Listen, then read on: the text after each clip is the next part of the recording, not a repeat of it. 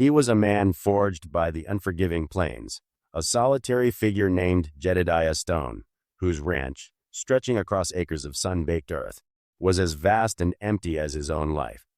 Every day brought the same relentless rhythm. The creak of the barn door, the lowing of cattle, the endless dust. He had built his world with his own hands, brick by painful brick, but something vital was missing. Loneliness, a quiet, persistent ache, had become his closest companion. Then, one blistering afternoon, a dusty wagon rumbled up his long, winding driveway. Out stepped a woman, slight but resolute, her eyes holding a depth Jedediah hadn't seen in years. Her name was Clara. She'd answered his advertisement for a barn cleaner, a simple task for a simple wage. Jedediah, a man of few words, offered her the job, expecting nothing more than a clean barn. He couldn't have been more wrong. For weeks, the rhythmic sounds of her work filled the barn, a strange melody against the silence of his life.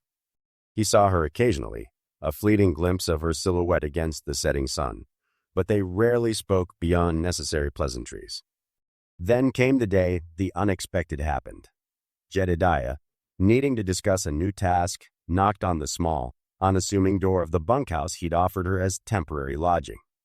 He expected to find her alone, perhaps reading by the dim lamplight. Instead, a chorus of hushed giggles met his ears. The door creaked open, and there stood Clara, not alone but surrounded. 4 small faces, wide-eyed and curious, peeked out from behind her skirts. 4 children. His barn cleaner, the quiet woman he'd hired, was raising a family in secret, completely alone, in his bunkhouse. The truth hit him with the force of a prairie wind. Everything he thought he knew about Clara, about his own isolated world, shattered in that instant. What kind of woman travels across the West with 4 children seeking work as a barn cleaner? What desperate circumstances had led her to his doorstep, hiding such a profound secret? And what would happen now that her truth was laid bare before the most solitary man in the territory? The answer would redefine not just their lives, but the very meaning of home and family in the heart of the Wild West. This was no ordinary encounter. This was the beginning of a story that would challenge every belief, spark unexpected hope, and reveal a love as vast and untamed as the land itself. The biting wind whipped dust across the open plains, a familiar companion to Elias Thorne as he surveyed his ranch.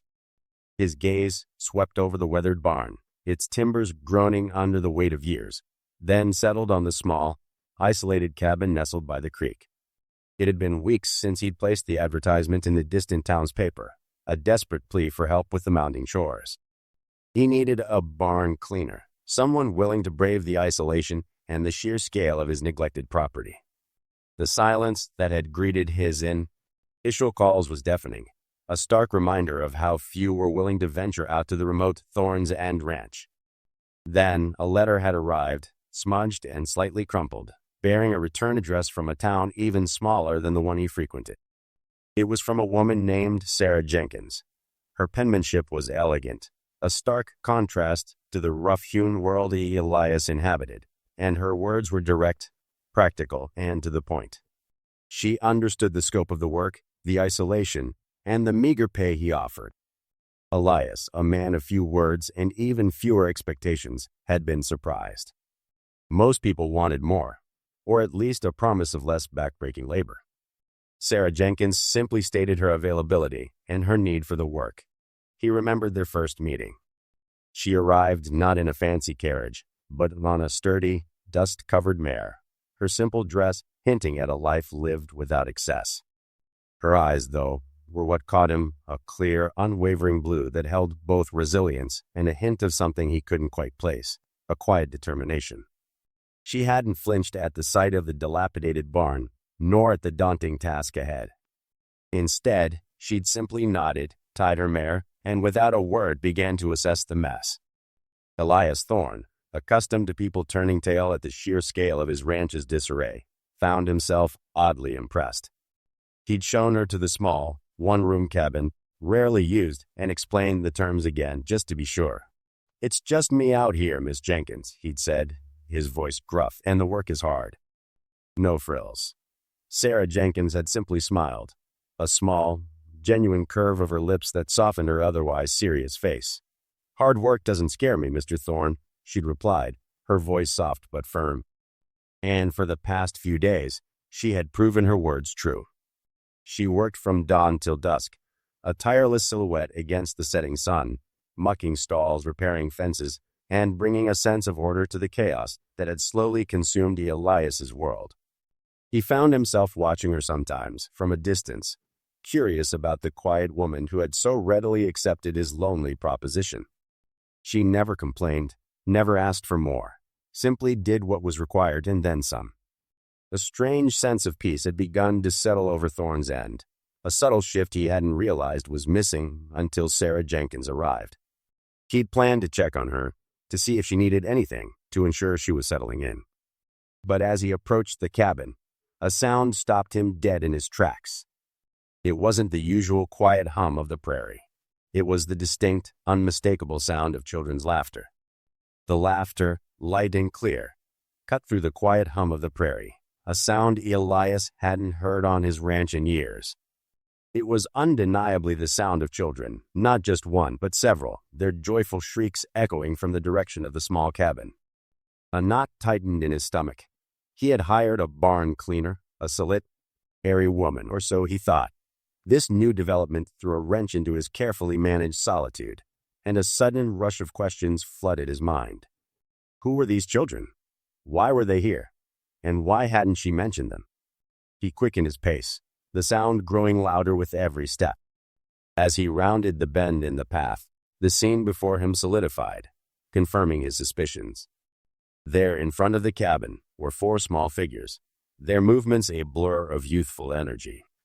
A boy, no older than 7, chased a smaller girl around a makeshift clothesline, their giggles carrying on the wind. 2 other children, even younger, sat on the cabin's small porch, intently watching the chase, occasionally erupting into their own bursts of laughter. And then he saw her. She stood near the well, her back to him, her simple dress now dusted with flour, a faint smudge on her cheek. She turned, a smile gracing her lips as she watched the children, a warmth in her eyes he hadn't seen before. Her smile faltered as she caught sight of him, her body tensing almost imperceptibly. The children, sensing the shift in her demeanor, quieted, their heads turning in unison toward the imposing figure of Elias Thorne. The laughter died, replaced by a sudden, unnerving silence. She took a deep breath, her shoulders squaring, and stepped forward, placing herself subtly between him and the children. "Mr. Thorne," she said, her voice steady, though a flicker of apprehension crossed her features. "Is there something you need?" The directness of her question, coupled with the unexpected sight, threw him off balance. He had come to check on her work, to offer a word of encouragement, perhaps even a meal, but this was entirely different. He found himself momentarily speechless, his gaze sweeping from her resolute stance to the 4 curious faces peeking out from behind her. They were her children. The realization hit him with the force of a physical blow. She had brought her family to his isolated ranch, without a single word of explanation. The quiet, efficient woman he had hired now stood revealed as a mother, her secret laid bare in the most unexpected way. The implications of this revelation began to unfold in his mind, complicating everything. His ranch, his solitude, his carefully constructed world, all suddenly felt very different. He had hired a barn cleaner, not a family. This was a complication he hadn't anticipated, a profound shift in the very nature of their arrangement. The silence stretched between them, thick with unspoken questions, and the sudden weight of his secret revealed. The quiet hum of the wind was the only sound for a long moment, broken only by the distant bleating of a sheep. Elias's gaze traveled from the children's wide, curious eyes back to her, a silent question hanging in the air. She met his stare, her chin lifting almost imperceptibly, a defensive posture he hadn't seen before. A flicker of something unreadable crossed her face, a mix of defiance and deep weariness. This was not the simple barn cleaner he had hired, but a woman shouldering a burden far heavier than any he had imagined. He finally cleared his throat, the sound rough in the sudden stillness. He hadn't expected this, hadn't planned for it.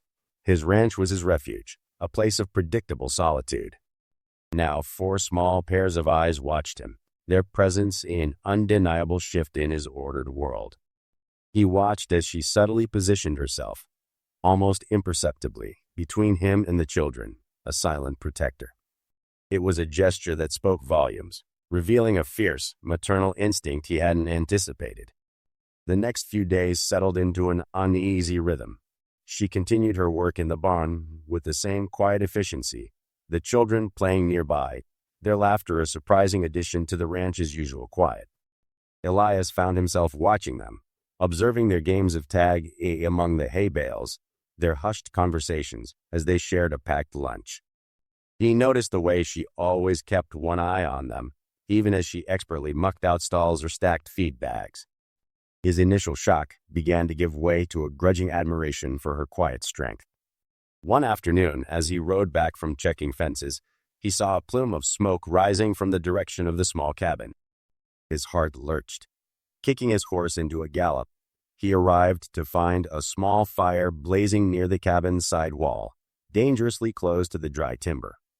She was there, frantically trying to smother the flames with a wet blanket, her face smudged with soot, her movements desperate. The children huddled together, wide-eyed and terrified. Without a word, Elias dismounted, grabbing a bucket and rushing to the nearby creek. He worked alongside her, a silent, efficient team, dousing the fire until only smoldering embers remained. The air still smelled of smoke, but the immediate danger had passed. She sank to the ground, her shoulders slumping with exhaustion, a tremor running through her. He saw a tear trace a clean path down her sooty cheek. "Are you all right?" he asked, his voice softer than he intended. She nodded, wiping her face with the back of her hand. "Just a spark from the stovepipe, I think." Her voice was barely a whisper. "Thank you. You saved us." A sudden gust of wind scattered ash, and he noticed a small, charred doll clutched in the hand of the youngest child. It was a stark reminder of how close they had come to losing everything. The incident, though terrifying, created a subtle shift between them. The wall of unspoken questions didn't vanish, but a small crack appeared, hinting at a shared vulnerability. For the first time, he saw not just a worker, but a woman fighting to protect her family against overwhelming odds. The next morning, the ranch was abuzz with an unusual tension. Elias, his jaw tight, had informed she that a neighboring rancher, Silas Croft, was due to arrive. Croft was a man known for his sharp dealings and even sharper tongue, and he had a long-standing dispute with Elias over water rights, a conflict that had simmered for years. She watched Elias prepare, the set of his shoulders revealing the weight of the impending confrontation. A part of her wanted to offer comfort. Another part knew it wasn't her place. When Croft's dust-caked buggy finally pulled into the yard, a palpable chill settled over the ranch. Croft himself was a burly man with a sneer that seemed permanently etched onto his face. He dismounted, his eyes sweeping over the property with a possessive glint before settling on she, a flicker of something unreadable in their depths. Elias stepped forward, his voice low but firm, as he began to discuss the boundary lines and the disputed creek. She tried to busy herself with chores, but the raised voices carried easily on the wind.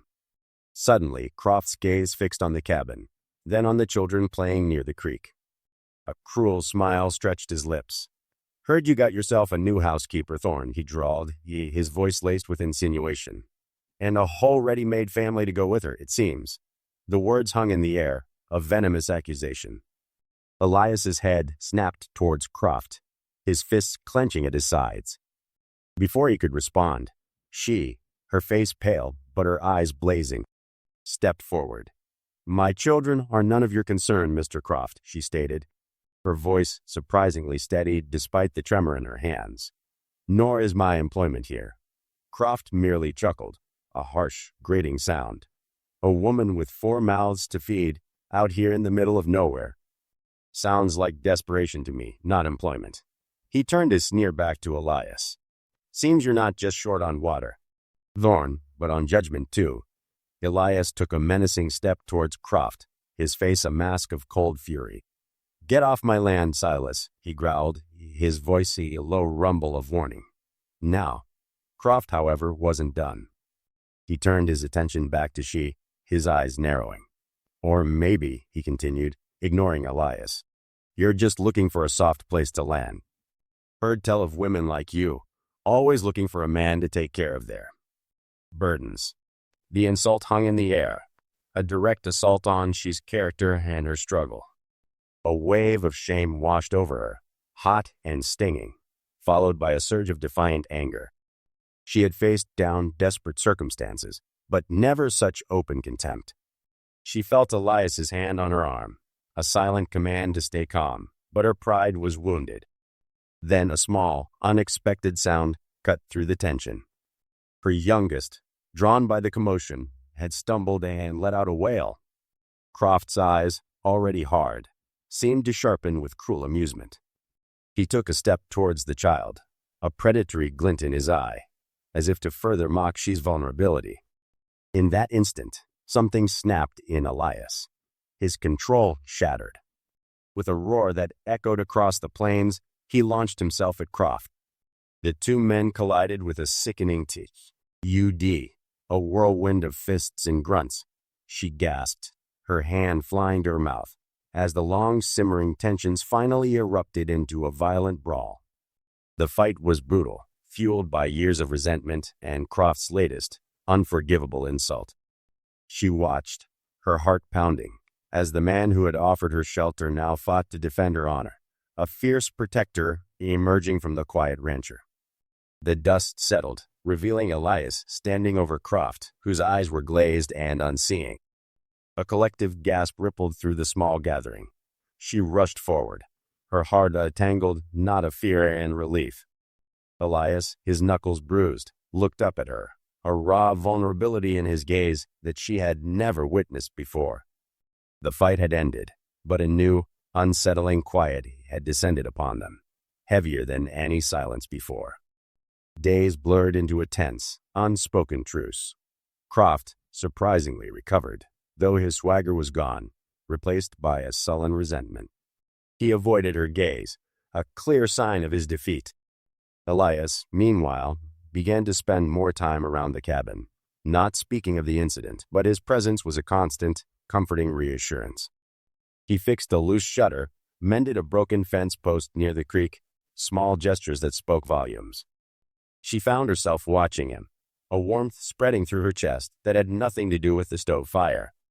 Then a letter arrived, not for Elias, but for her.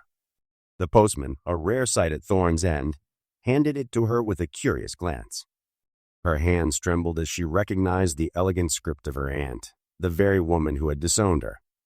Elias, sensing her sudden distress, approached cautiously. The letter detailed a distant cousin's illness, a plea for help, and, surprisingly, an offer of a small inheritance if she returned to her family's homestead in the east.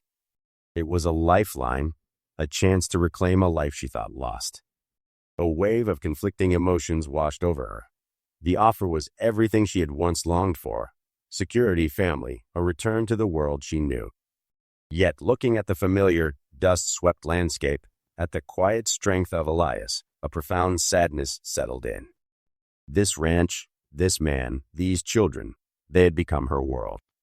The thought of leaving them felt like tearing a part of herself away. That evening, as the sun dipped below the horizon, painting the sky in hues of orange and purple, Elias found her by the creek. The air was cool, carrying the scent of pine and damp earth. She held the letter crumpled now in her hand. "I received an offer," she began, her voice barely a whisper, "to return east. My aunt, she wants me back." Elias stood silent for a long moment, his gaze fixed on the distant hills.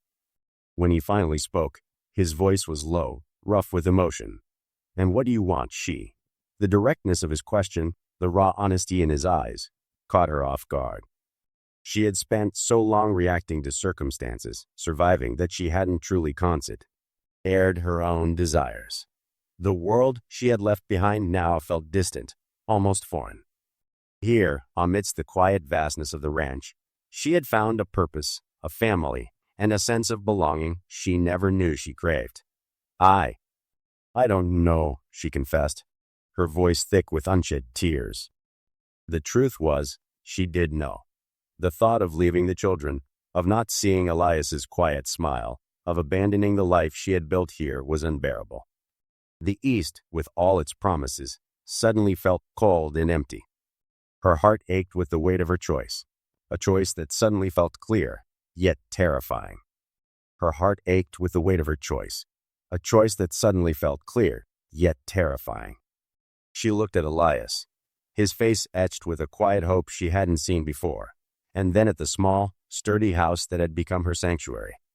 The thought of leaving the children, of not seeing Elias's quiet smile, of abandoning the life she had built here, was unbearable.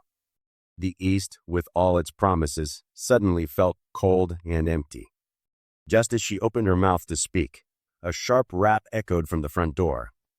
Elias, startled, glanced at her, then moved to answer it. Standing on the porch, silhouetted against the setting sun, was a stern-faced woman in a travel-worn suit, flanked by two men. Her eyes, sharp and assessing, immediately fixed on she.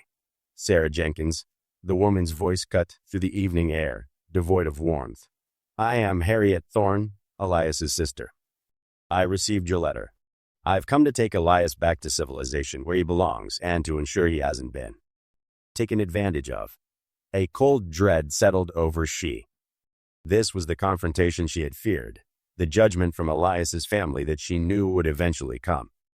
Harriet's gaze swept over the children, who had gathered nervously behind she, their small faces wide with curiosity and apprehension. These children, Harriet continued, her voice dripping with disdain, are not part of Elias's life. Nor are you. My brother needs a proper wife, someone of his own standing, not a hired hand with a ready-made family. Elias stepped forward, his jaw tight. Harriet, that's enough. You have no right to speak to she that way. These children are part of this home, and she is more than a hired hand. His voice, usually so calm, held an unfamiliar edge of steel. Harriet scoffed. More than a hired hand. Don't be naive, Elias. You've been alone too long. This woman has clearly manipulated you. We're leaving tomorrow. You will pack your things. She felt a surge of defiance. She had faced far worse than a disapproving sister. This ranch, this life, these children, they were hers now, in a way nothing else ever had been. She stepped past Elias, meeting Harriet's icy glare head-on. Miss Thorne, she began, her voice steady despite the tremor in her hands. I came here for work, yes, but I found a home and a family. Elias has given me and my children a chance when no one else would. And these children, she gestured to them, are good, honest, hard-working. They deserve respect, as does Elias, and as do I. Harriet's eyes narrowed. You think you can just waltz in here and claim what's ours? My brother is a Thorne, not some lonely rancher to be taken advantage of. Lonely, yes, she conceded, her gaze softening as it met Elias's. But he's not alone anymore. And neither am I.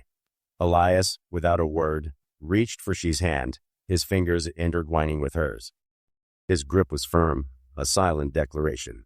He looked at his sister, then back at she, a profound understanding passing between them. Harriet, Elias said, his voice quiet but resolute. You can go back to the East if you wish. But my home is here with she and the children. This is where I belong. Harriet's face contorted in disbelief, then a frustrated fury. She sputtered for a moment, then turned on her heel, signaling her men to follow. The sound of their departing carriage wheels faded into the vast silence of the prairie. She looked at Elias, a warmth spreading through her chest that chased away the lingering chill of Harriet's words. The choice was no longer terrifying. It was simply clear. This was her life, her family, her future. She had found her place, not in the bustling cities of the East, but in the quiet strength of a man who saw her not as a burden, but as a blessing, and in the love of children who had found a true home. The barn was clean, but her heart was even cleaner, filled with a happiness she had never dared to imagine. The sun dipped below the horizon, painting the sky in hues of orange and purple as he watched her from the porch. The last few weeks had transformed the ranch, not just with the tidiness she brought, but with the laughter of children echoing across the fields. He remembered the shock of that day, finding her with 4 little ones, a secret she had guarded fiercely. His initial anger, the feeling of being misled, had slowly dissolved under the warmth of her quiet strength and the undeniable joy the children injected into his solitary world. He had confronted her that evening, not with accusations, but with a plea for understanding. She had recounted her story, a tale of loss and resilience, of inheriting a family she hadn't asked for but loved unconditionally. The false hope he'd felt, believing she was simply a solitary woman in need of work, had been replaced by a deeper, more profound connection to a woman who embodied unwavering devotion. A sudden commotion drew his attention. One of the younger boys had fallen near the barn, scraping his knee. Without hesitation, she rushed to him, her movements swift and comforting. She knelt, cradling the child, murmuring soft words as she cleaned the small wound. The scene, so simple yet so powerful, solidified something within him. This was not the life he had envisioned, but it was undeniably better. Later, as the stars began to pepper the vast western sky, he found her sitting on the porch swing, a quiet moment after the children were asleep. He sat beside her, the familiar creak of the swing a comforting rhythm. "You know," he began, his voice soft, "this ranch. It hasn't felt like home in a long time, but now, with all of you here, it does." She turned, her eyes reflecting the starlight, a faint smile gracing her lips. The central conflict, her hidden family and his solitary existence, had found its unexpected resolution. He had sought a barn cleaner, and instead found a family, a future he hadn't dared to dream of. His journey from isolated rancher to a man embracing a bustling, love-filled home was complete. The ranch, once a monument to his loneliness, now hummed with life, a testament to the quiet strength of a woman who had simply needed a place to belong, and in doing so, had given him a world.